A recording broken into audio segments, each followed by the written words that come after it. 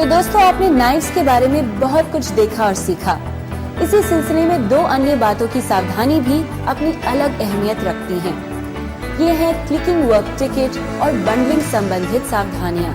तो क्या है ये? आइए देखते हैं। पहले clicking work ticket. Clicking work ticket के दो मकसद हैं। एक तो इससे स्पष्ट निर्देश मिलता है कि क्या करना है। दूसरी बात ये कि इससे ये देखा जा सकता है कि कच्चे माल का सही इस्तेमाल हो रहा है या नहीं। हर एक फैक्ट्री अपने अपने ढंग से ये टिकट जारी करती है। इस टिकट पर कुछ खास रिकॉर्ड दर्ज किए जाते हैं। टिकट नंबर ये एक कोड या जॉब नंबर हो सकता है। इसके आधार पर मास्टर ऑर्डर से मिलान संभव हो पाता है। साइज मोटे तौर पर 4 साइज के टुकड़े होते हैं। प्रत्येक को एक कोड दिया जाता है जो ऑर्डर में भी लिख लिया जाता है। लेदर का रंग और उसकी किस्म भी दर्ज की जाती है। किसी क्लिकर को एक दिन के काम के लिए ही टिकट जारी किया जाना चाहिए और इसमें अलग अलग साइज की मांग भी की जानी चाहिए। कच्चे मांग का सही इस्तेमाल हो, इसलिए उपयोग किए जाने वाले कच्चे माल का रिकॉर्ड रखना आवश्यक हो जाता है। लागत के मूल्यांकन के लिए मात्रा यानी क्वांटिटी, दर यानी रेट और प्राप्त मात्रा यानी रिसीव्ड का भी उल्लेख होता है। यहाँ प्राप्त मात्रा वो लेदर है जो काम पूरा करने के लिए किसी क्लिकर को मिला। आइए अब देखते हैं कि कटिंग का प्रोसेस क्या होता है। सबसे पहले प्लान के अनुसार कटर को टिकट इशू किया जाता है। प्लान के अनुसार मटेरियल उपलब्ध कराया जाता है। उपलब्ध मटेरियल को सहायक द्वारा होर्स पर रखा जाता है। वर्किंग प्लेटफॉर्म पर कटर के पहुंचने से पूर्व वहां सहायक द्वारा नाइव्स और सैंपल शू रख दिए जाते हैं। कटर होर्स पर से उतार करके गर्दन की ओर से रोल करके चमड़े को कटिंग मशीन के लेदर वेल में रखकर बट वाले हिस्से को कटिंग बोर्ड पर रखकर कटाई शुरू करता है। कटिंग के दौरान चमड़े के अधिकतम उपयोग के लिए इन बातों पर ध्यान देना बहुत आवश्यक है।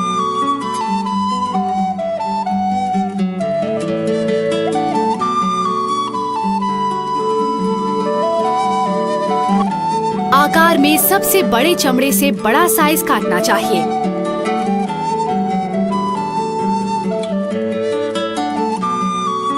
डिफेक्टिव चमड़े से छोटा साइज काटना चाहिए।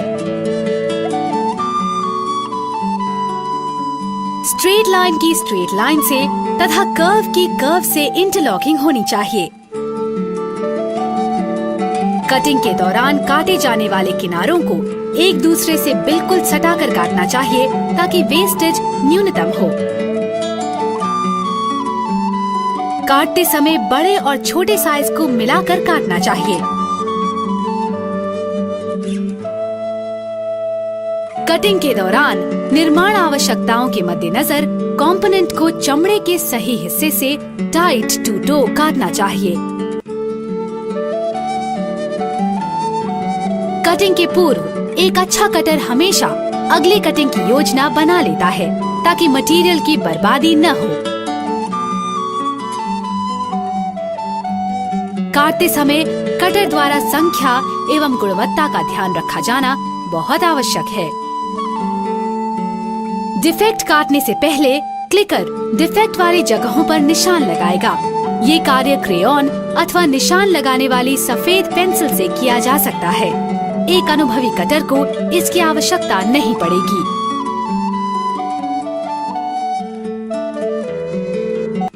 क्लिकर नीचे के मोटे तथा भारी हिस्से से रीढ़ की हड्डी अथवा पूंछ के हिस्से के विरुद्ध ऊपर बढ़ते हुए काटना आरंभ करता है। क्लिकर फिर रीढ़ की हड्डी यानी बाईं ओर से पेट यानी दाहिनी ओर की तरफ कार्य करता है। दाहिना वैम्प PR नंबर 1। दूसरा वैम्प पहले वैम्प के कंठ यानी थ्रोट से इंटरलॉक हो जाता है। दोष को लास्टिंग अलाउंस में डाला जाता है। लास्टिंग अलाउंस विभिन्न कारखानों में अलग अलग होती है। यह अधिकतर 14 मिलीमीटर होती है। क्लिकर को फेदर एज के क्षेत्र में दोषित धब्बे नहीं डालने चाहिए। क्लिकर को हमेशा आगे के 2 या 3 कट्स दिमाग में रखने चाहिए। ये तजुर्बे के साथ आएगा। अगर स्पष्ट नहीं है तो कुछ पैटर्न्स को चमड़े पर रखकर अच्छे इंटरलॉकिंग के लिए चेक करें। काटने के पश्चात क्लिकर को काटे हुए भागों की उत्तमता की जांच अवश्य करनी चाहिए। इसका ये मतलब नहीं है कि क्लिकर ने काटने से पूर्व नमूना रखते समय चमड़े की जांच नहीं की है। क्लिकर को काटने के साथ साथ सारा व्यर्थ चमड़ा एक कचरेदान में डालते जाना चाहिए। काटने से पहले क्लिकर को खिंचाई की जांच करनी चाहिए। जूते के हर भाग में तनाव की रेखा एड़ी से पंजे की ओर कसकर चलती है।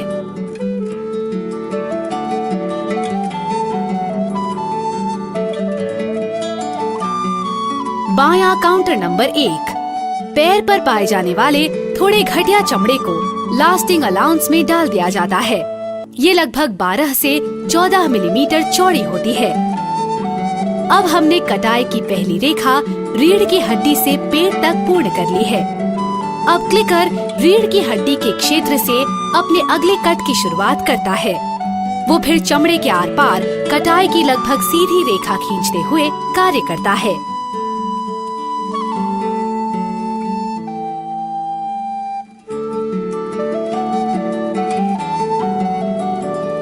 उत्तमता की जांच करके बेंच पर रख देता है। अब क्लिकर चमड़े के पार कार्य करते हुए उस क्षेत्र में पहुंचता है जहां खराब ग्रेन है।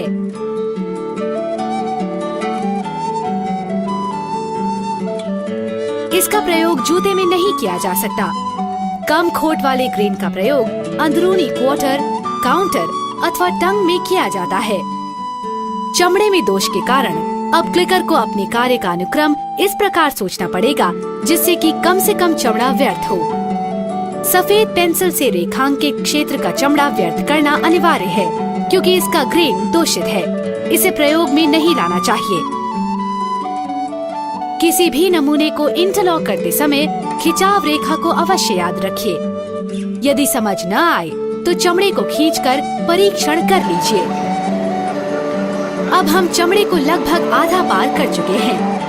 क्लिकर को गणना कर पता करना चाहिए कि वैम्प के और कितने जोड़ इस चमड़े में से काटे जा सकते हैं। फिर क्लिकर रीढ़ की हड्डी की ओर जाता है तथा अपनी अगली कटाई की रेखा आरंभ करता है। जैसे जैसे क्लिकर हर टुकड़ा काटता जाता है वैसे वैसे उन टुकड़ों के दोष की जांच कर लेनी चाहिए। गर्दन की कटाई के समय यह आवश्यक है कि क्लिकर रेशे की रचना समझे। गर्दन की रेशे की रचना अत्यंत मजबूत होती है परंतु ये मोटे और घटिया रेशे का बना होता है जो कि पहनने की घिसाई से टूट जाता है। यदि इसे वैम्प के लिए प्रयोग में लाया गया तो उसका नतीजा ये होगा कि जूते के वैम्प के आर पार भारी झुर्रियां दिखाई देंगी। फोटो के नमूने की रचना को ध्यान में रखते हुए कटाई की पंक्ति को इस प्रकार पूर्ण करना चाहिए कि सभी भागों की खिंचाव रेखा एड़ी से पंजे की ओर बढ़े। कभी कभी जब क्लिकर गर्दन के क्षेत्र में रीढ़ की हड्डी के पास कटाई कर रहा है तब इस नियम को तोड़ना पड़ता है। क्लिकर ने अब चमड़ा पूरा कर लिया है। अपना कार्य पूर्ण करने के पश्चात बंडल बनाने से पूर्व क्लिकर को हमेशा फिर से गिनती करनी चाहिए। क्लिकर कटे हुए कंपोनेंट्स की आवश्यकता अनुसार बंडलिंग कर देता है।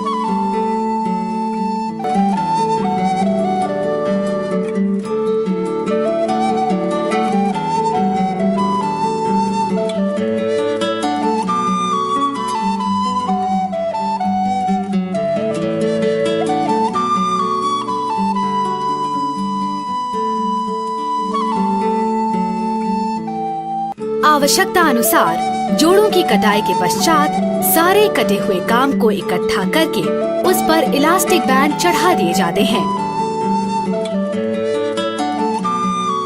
चमड़े की सतह को बचाने के लिए उसे हमेशा अंदर की ओर रखा जाता है। अंदरूनी भाग पर ही साइज और जोड़ी लिखी होनी चाहिए। साथ ही कटर द्वारा लौटाए गए चमड़े की एंट्री कटर्स टिकट में सुपरवाइजर द्वारा कर देनी चाहिए। कभी कभी कटे टुकड़ों को आसानी से पहचानने के लिए लास्टिंग के किनारे कोई रंग लगा दिया जाता है। एक रंग का अर्थ होता है एक साइज। इसके लिए ये चार्ट देखें।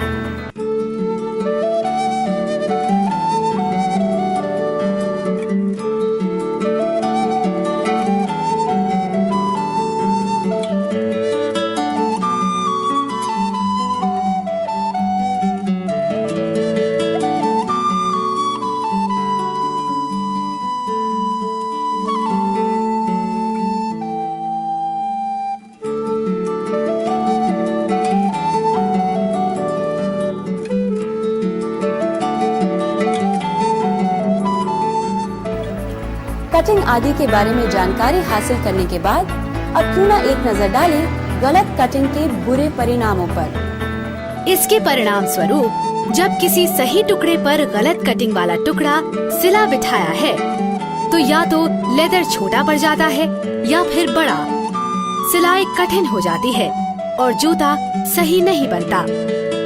इसी प्रकार हील से टो तक के लिए काटे जाने वाले अपर में अधिक सावधानी की जरूरत होती है। जरा सी असावधानी हुई नहीं कि टॉप लाइंस तनी तनी हो जाएंगी या फिर बैक सीम क्रुक्ड हो जाएगी। कटिंग में गलती से स्ट्रैप टूटने का भी डर रहता है। स्ट्रैप के लिए मजबूत फाइबर वाले भाग का इस्तेमाल किया जाना चाहिए। दोस्तों, मुझे उम्मीद है कि काम करते वक्त आप इन नसीहतों को, अरे भाई, दोस्ताना सलाह को कतई नजरअंदाज नहीं करेंगे। यहाँ क्यों की कोई गुंजाइश तो है ही नहीं। So have a nice study. मिलेंगे अगली कड़ी में।